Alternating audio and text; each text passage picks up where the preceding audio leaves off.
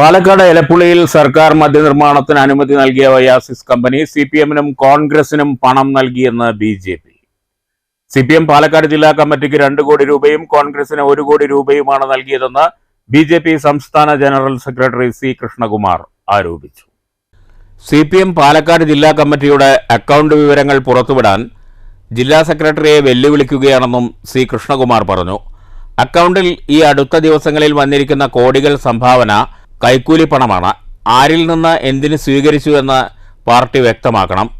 Oasis കമ്പനിയിൽ നിന്നല്ലേ ഈ സംഭാവന കൈക്കൂലി ലഭിച്ചത് എന്നും അദ്ദേഹം ചോദിച്ചു. രണ്ട് പാർട്ടികളുടെയും സിപിഎമ്മിൻ്റെയും കോൺഗ്രസിൻ്റെയും ജില്ലാ നേതൃത്വങ്ങൾ വലിയ തുകയാണ് സംഭാവന എന്നുള്ള പേരിൽ ഒയാസിസ് കമ്പനിയിൽ നിന്നും കൈക്കൂലിയായിട്ട് വാങ്ങിയിട്ടുള്ളത്. ഇത് സംബന്ധിച്ച് വ്യക്തമായിട്ടുള്ള തെളിവുകൾ ലഭിച്ചിട്ടുണ്ട്. രണ്ട് കമ്പനിയും പ്രധാന ജില്ലാ നേതൃത്വത്തിനാണ് ഈ സംഭാവന ലഭിച്ചിട്ടുള്ളത്. ഞങ്ങൾ രണ്ട് പാർട്ടിയുടെ ജില്ലാ നേതൃത്വത്തോട് ആവശ്യപ്പെടുന്നത് നിങ്ങളുടെ അക്കൗണ്ട് വിവരങ്ങൾ പുറത്തുവിടാൻ തയ്യാറാവണം.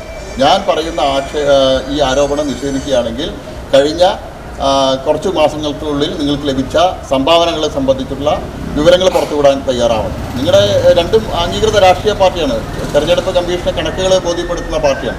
നിങ്ങൾക്ക് ലഭിച്ച സംഭാവനകളെ സംബന്ധിച്ചുള്ള വിവരങ്ങൾ പുറത്തുവിടാൻ തയ്യാറാവണം.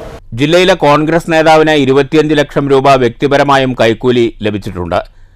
ജില്ലാ കോൺഗ്രസ് നേതൃത്വവും അക്കൗണ്ട് വിവരങ്ങൾ പുറത്തുവിടണമെന്ന് കൃഷ്ണകുമാർ വെല്ലുവിളിച്ചു.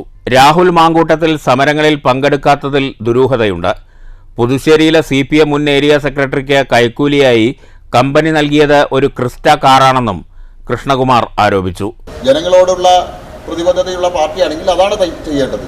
അതുപോലെ തന്നെ സിപിഎമ്മിൻ്റെ മുൻ ഏരിയ സെക്രട്ടറി, പുതുശ്ശേരി ഏരിയ സെക്രട്ടറിക്ക് വാങ്ങിയ കാറിനെ സംബന്ധിച്ച് ഒയാസിസ് കമ്പനിയുടെ സംഭാവനയായിട്ടാണ് ആ കാറ് അറിയപ്പെടുന്നത്. അത് ആ പ്രദേശത്തെ എലപ്പുള്ളി പ്രദേശത്തെ ആളുകളോട് ചോദിച്ചാൽ അറിയാം. ഒരു കർഷക കുടുംബത്തിൽ ജനിച്ച ഒരു ആള് ഒരു സുപ്രഭാതത്തിൽ ഒരു ഇനോവ കാറുമായിട്ട് യാത്ര ചെയ്യുന്നതിനെ സംബന്ധിച്ച് പാർട്ടിയുടെ ഉള്ളിൽ തന്നെ വലിയ ചർച്ചയാണ്. News bureau, Palakkad.